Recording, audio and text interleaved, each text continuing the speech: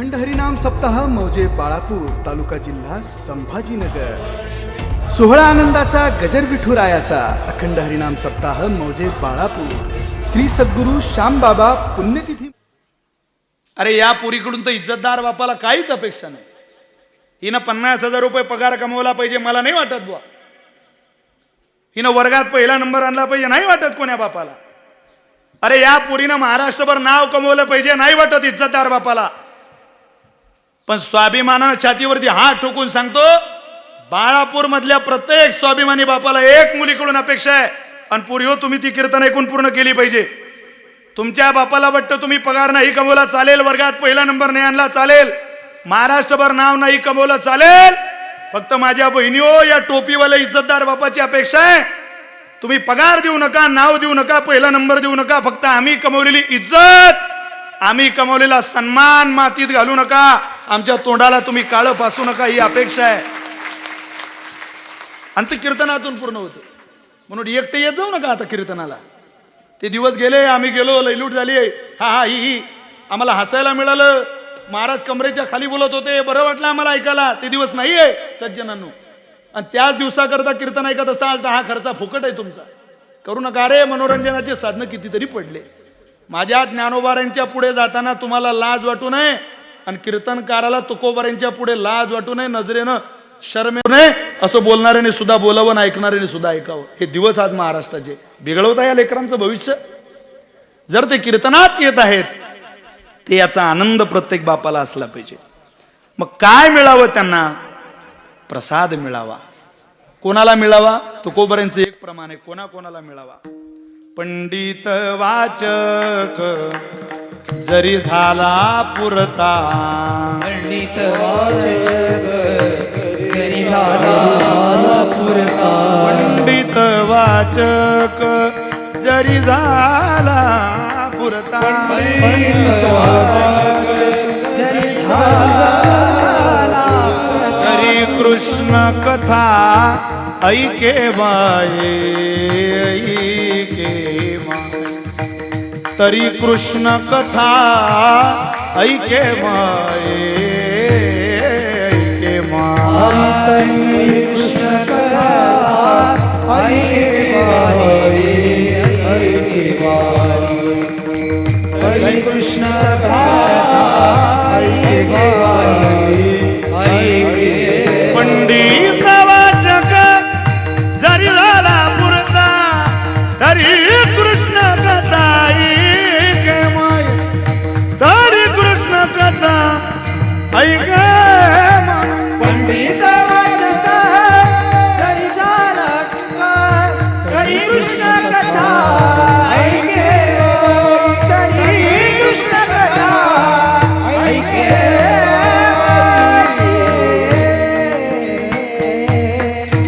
पंडित वाचक जरी झाला पुरता, पंडित असेल, वाचक असेल, पूर्ण ज्ञानी असेल। पंडित म्हणजे आपण कोणालाही पंडित म्हणतो, तो पंडित नव्हे हो का पंडित शहाणा। अनेक नाही माझे मना तुकोबाराय बोलतात, तो माझ्या मनाला येत नाही। पंडित म्हणजे शास्त्राचा अभ्यास आहे, जगातल्या कोणत्याही प्रश्नाचं उत्तर ज्याला देता येतं त्याला पंडित म्हटलं। मग का तो पंडित आहे? तू पंडित असशील बाबा, पण कृष्ण कथा ऐक, प्रसाद ऐक। हे प्रसादाचं कीर्तन आहे। आजच्या कीर्तनामध्ये पंडित जरी आला त्याने कृष्ण सांगावा। वाचक, वाचक याचा अर्थ आहे जो 18 पुराणांचं दररोज वाचन करतो, त्याने सुद्धा कथा ऐकावी। पुरता म्हणजे ज्याला ब्रह्मज्ञानाची प्राप्ती झाली, परमात्मा ऐक्य साधलं, त्याने सुद्धा कृष्ण कथा ऐकावी। हे प्रसादाचं कीर्तन आहे। प्रसादाच्या कीर्तनामध्ये प्रसाद मिळवण्याकरता यायचं अत्यंत नम्र होऊन। काय देईल तो प्रसाद? गीता माऊली बोलते, प्रसादे सर्व दुःखांना हानी, सगळ्या दुःखाची हानी होईल तुमच्या जीवनातली, हे फल प्रसादाचं आहे। पुढे प्रसन्न चेतसो, तुमचं अंतःकरण, तुमचं चित्त प्रसन्न होईल। बुद्धी पर्यवतिष्ठते, तुमची बुद्धी परमात्म्या करता, भक्ती साधने करता अनुकूल होईल। या 3 गोष्टी या प्रसादाच्या माध्यमातून तुम्हाला मला मिळत असतात। म्हणून आजच्या कीर्तनाला प्रसादाचं कीर्तन म्हणतात। आजच्या कीर्तनात रजोगुणी, तमोगुणी आणि सत्वगुणी ही माणसं तृप्त असतात. सत्वगुणी माणसं तृप्त का? कीर्तन ऐकायला मिळणार आहे. रजोगुणी माणसं तृप्त का? भगवान कृष्णाचं चरित्र रजोगुणी लोकांना आवडतं, ते तृप्त आहेत. पण तमोगुणी माणसं तृप्त का? तमोगुणी माणसं तृप्त आहे एवढ्या कार्य करतात की निदान 7 दिवस चालू असलेली ही कटकट उद्यापासून बंद पडणार आहे बुवा, या कारणामुळे तरी ती तृप्तच आहे. कुठल्या का कारणाने होईना, पण आजच्या कीर्तनामध्ये कोणाला त्रास नाही, कष्ट नाही, दुःख नाही, सगळ्यांना आनंद देणारं हे कीर्तन असल्यामुळे याला प्रसादाचं कीर्तन म्हणतात. मग हा जो प्रसाद आहे हा घेण्याचे अधिकारी बनण्याचं सौभाग्य तुकोबरांच्या कृपेने तुम्हाला मला मिळालेलं आहे. देवाने कोणाकोणाला प्रसाद दिला, कधी कधी दिला, याची भलीमोठी यादीच्या यादी आपल्याकडे आहे. पण जगद्गुरु तुकोबराय म्हणतात, भगवान परमात्म्याने ज्या गोपाळांना प्रसाद दिला तो प्रसाद मोठा उच्च शिखरावरचा होता. कुठला? ज्ञानोबराय बोलतात, निवृत्ती प्रसादे मी गोळीओ. मुळात गोप हाच प्रसाद आहे, गोपी हाच प्रसाद आहे. गोपी ही भागवतातली स्त्री नाही, गोप हा भागवतातला पुरुष नाही, हा परमार्थिक साधनेचा झालेला जीवनातला परिपाक आहे, मिळालेला प्रसाद आहे. आणि त्या प्रसादाकरता मनुष्याने जीवन जगलं पाहिजे. जीवनामध्ये काहीतरी मिळवावं. जिकडे मिळतं तिकडं माणसं पळतात, पण काही वेळेला मिळणारं दिसणारं असतं आणि काही वेळेला मिळणारं दिसत नाही. म्हणजे काही वेळेला प्रसाद अदृश्य असतो आणि काही वेळेला प्रसाद अदृश्य असतो. आता दृश्य प्रसाद कोणता? साहजिकरित्या एखाद्याचं वर्णन तुम्ही करा, तो तृप्त होतो, हसतो, हा प्रसाद आहे. तो आपला काहीतरी व्यावहारिक फायदा करून देतो, हा प्रसादच आहे. नाथ महाराजांच्या काही ओव्या आहेत, महाराज फार गोड बोलतात. नाथ महाराज बोलतात, तरी घरी माता पितरा धड बोली नाही संसारा, एर विश्वभरे आदरा मूर्ख जैसा. काही काही माणसं घरामध्ये नीट बोलत नाही, पण तीच जर सासरवाडीला गेली तर इतकी गोड बोलतात महाराज की त्यांचं बोलणं ऐकत राहू वाटतं. घरी नाही बोलत ते का? अरे सासरवाडीत काहीतरी मिळणार आहे, इकडे काय मिळतं? ज्या आईवडिलांनी जन्माला घातलं त्यांच्याची सुद्धा याला नीट बोलावं वाटत नाही. ही अवस्था जिथं आहे याचं कारण नाथ बाबा बोलतात, मिळणारं जिथं आहे तिथं माणसं गोड बोलतात. दुसरं उदाहरण नाथ महाराजांनी दिलं, तुळशीची या झाडा द्रोणीनं धापे संतोळा. तुळशीच्या झाडाला कोणाला थेंब पाणी घालायला वेळ नाही, थेंब. पण एर विश्वभरे आदरा मूर्ख जैसा, तो जगाचा आदर करतो. जसं पहिल्या ओवीत सांगितलं, मग या ओवीत महाराज बोलतात, तुळशीची या झाडा दुरोणीनं धापे संतोळा, पण तो द्राक्षाची या बुडा दुधाची लावी. जर कोणी सांगितलं तुम्ही तुमच्या द्राक्षेच्या बागेला दुधाची कॅन लावा, तर तो महाराज दुधाची कॅन सुद्धा त्या बागेला सोडतो. याचं कारण आहे त्या बागेकडून काहीतरी मिळणार आहे. मिळतं तुळशीकडूनही, पण अदृश्य आहे. जगाची रीत आहे महाराज, जिथं काही मिळतं तिथं माणसं वाटेल ते करायला तयार आहे. अरे ज्याचं लग्न होत नाही त्याला पोरगी भेटण्याकरता तुम्ही सांगा, तो काही करायला तयार आहे. त्याला पाहुणे पाहायला आल्यावर तो भानावर राहत नाही महाराज. अहो एका पोरगी पाहायला येणार एकाला त्याच्या बापाने सांगितलं, मने गळ्या तुझं कुठंच जमत नाही. अरे कोणी पोरगी पाहायला ये असंही म्हणत नाही. आता तू एक काम कर बाबा, पाहुणे आले की जरा उपरनं द्या, विठ्ठल विठ्ठल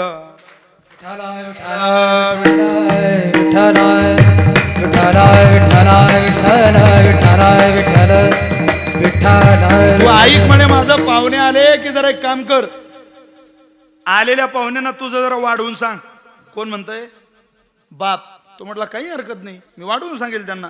आले बाबा पाहुणे, मंडप बैठकीत बसले, चहा झालं, पाणी झालं, विचारायला सुरुवात झाली, काय रे बाबा तुझं नाव? अमुक अमुक. तुमचं 12वी झालं असेल शिक्षेला? म्हणे नाही हो, मी तर BA झालो. अरे बापरे, आता त्याला वाटलं वाढूनच सांगायचंय, पार लांबवायला लागला हातभर. अरे वा, मग तर चांगलं एज्युकेटेड आहे तुम्ही. वा वा वा. काय 5-25 एकर शेती? तो म्हणे नाही हो, या गावाला दिसते तेवढी शेती सगळी आपलीच आहे. पाहुणे म्हटलं कमाल झाली, आपण बातमी घेताना बायोडेटावर फार कमी लिहिलेलं आहे, हा भाऊ इथं वाढून सांगतोय. तुम्ही किती 3 भाऊ आहे का? नाही हो, आम्ही लय 10-15 भाऊ आहे म्हणे. 10-15 भाऊ सांगता बरोबर बापाला ठसका बसला. म्हणे लेका तुला मी काय वाढवून सांगायला लागलं, पण तू काय सांगायला लागला? ठसका बसून बाप घरात गेला. त्याला वाटलं आपलं काहीतरी चुकलं गड्या. बाप खोकलतोय, हाही खोकलत उठायला निघाला. पाहुणे म्हटले का हो तुम्हाला काही खोकला वगैरे का? नाही हो म्हणे, मला तर TB आहे. अरे लेका वाढूनच सांगायचं तर काय सांगतो भल्या माणसा. पोरगी मिळवण्याकरता कोण काय प्रयत्न करेल, व्यावहारिक लाभ मिळवण्याकरता माणूस काही करू शकतो. अहो एखाद्याला तुम्ही बोलण्याच्या नादात पोरगी पाहायला आल्यावर तो इतका बेभान होतो की त्याला जर म्हटलं हे बाहेरची वीर घरात घ्यायची तो म्हणेल घेऊन टाकू आपण, तुम्ही लग्न होऊ द्या फक्त.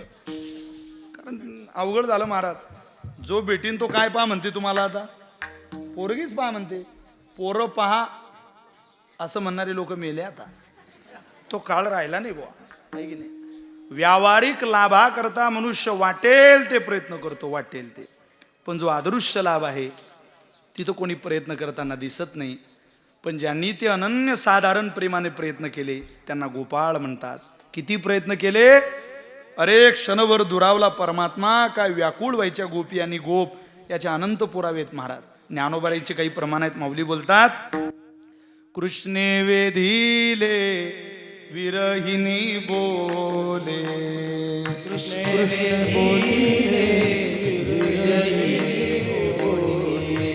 चंद्रमा करी तो उभा रागे माये,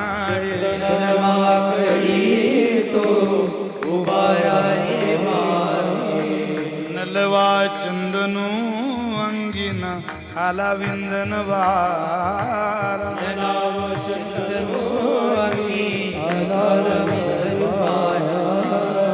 हरिविन शून्य शेजारू गे माये, हरिविना शून्य शेजारू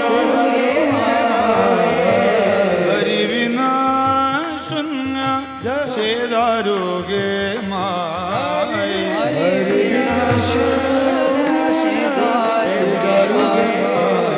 ओ माझे जीवीचे तुम्ही कावने ना, माझे जीवीचे तुम्ही कावने ना, माझे जीवीचे तुम्ही कावने ना, माझे जीवीचे तुम्ही कावने. कृष्णे वेधिले विरहिणी बोले, कृष्ण वेधिले विरहिणी बोले, चंद्रमा करीतो उभा रागे माय,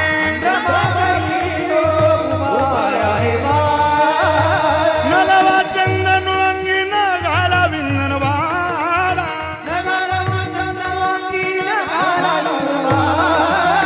हरिविन शून्य, हरिविन शून्य शेजारू गे माये, माझे जीविते तुम्ही का भवने ना, माझे जीविते तुम्ही का माझे जीवीचे तुम्ही कावने ना, माझे जीवीचे तुम्ही कावने ना. क्षणभर परमात्मा दुरावला. काही वेळ ती आनंदामध्ये नाचणारी सुद्धा गोपी आपण पाहिलेली आहे. नित्य हरीची या समागमे बाई, नाही देखील ते सुख भोगू पायी, सर्वस्वाचा त्याग करून त्याच्या चरणी ती लोटांगण घालते. काय महाराज वर्णन केलं भक्ती साधनेमध्ये. सगळ्या माता भगिनींना माझी प्रार्थना आहे, ईश्वराच्या कृपेशिवाय जगात कुठलंच काम पूर्णतेला जात नाही, कुठलंच नाही. तुम्ही हे जे व्रत वैकल्य उपासना करताय ना, ही सगळी प्रेमाने देवाच्या चरणावरती सोडा. जो कीर्तनाचा यजमान असेल, ज्याची पंगत असेल, जो मंडपाचा यजमान असेल, जो साऊंडचा यजमान असेल, माझी विनंती आहे तुम्हाला, स्वप्नामध्ये सुद्धा मी काहीतरी श्यामबाबांकरता करतोय असं वाटू देऊ नका. स्वप्नामध्ये नाही. माणसाने पाप लोकांना सांगत राहावं आणि पुण्यावरती माती घालत राहावी, पुण्य झाकत राहावं आणि पाप जगाला सांगावं. अरे मनाना मला नाटपाट नाही, मला आंधळा येत नाही, मला पांगळा येत नाही, मला वासुदेव येत नाही, मला सगळंच कळतं, मला सगळंच कळतं. कोण काय पोटातून शिकून येतो का भल्या माणसा? सगळं या जगात कोणाला कळत नाही. जे सगळं कळतात म्हणता ना, ते कुठंतरी अर्ध्यात पडलेले राहतात रस्त्यात. अखंड हरिनाम सप्ताह मौजे बाळापूर तालुका जिल्हा संभाजीनगर. सोहळा आनंदाचा गजर विठुरायाचा अखंड हरिनाम सप्ताह मौजे बाळापूर. श्री सद्गुरू श्यामबाबा पुण्यतिथी.